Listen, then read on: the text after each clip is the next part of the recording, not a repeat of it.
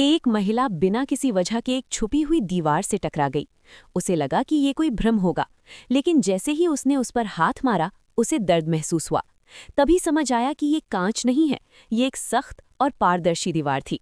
उसके पास कोई और रास्ता ढूंढने के अलावा कोई विकल्प नहीं था। फिर उसे पास ही एक लकड़ी का घर दिखाई दिया।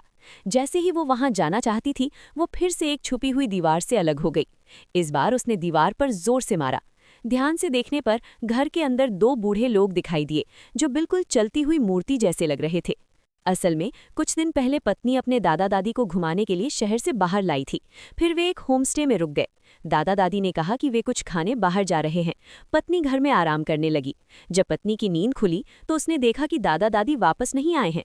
वो बहुत घबरा गई। वो अपने गोल्डन रिट्रीवर कुत्ते को लेकर उन्हें ढूंढने निकली। जब वो पहाड़ की चोटी पर पहुंची तो गोल्डन रिट्रीवर अपने आप आगे दौड़ गया। तभी एक चीख सुनाई दी। पत्नी घबराकर पीछे पीछे पहुंची। देखा तो कुत्ता बिल्कुल ठीक था, लेकिन किसी ने नहीं सोचा था कि पत्नी एक कदम आगे बढ़ते ही एक छुपी हुई दीवार से टकरा जाएगी।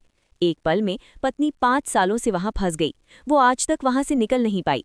एक दिन दोपहर को जब वो सामान ढूंढने निकली तो उसे वहां एक नक्शा मिला।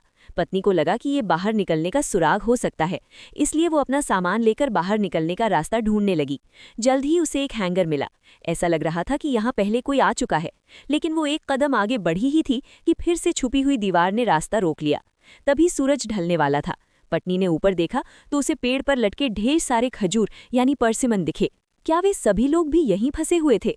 आखिरकार पत्नी ने यहाँ से निकलने का विचार छोड़ दिया। अगले दिन पत्नी गोल्डन रिट्रीवर को लेकर फिर से सामान ढूंढने निकली। अचानक कुत्ते ने सामने खतरा महसूस किया और खुद ही दौड़ पड़ा।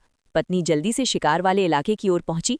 वहां उसने देखा कि एक आदमी हथियार से गोल्डन रिट्रीवर पर गोली चला रहा है।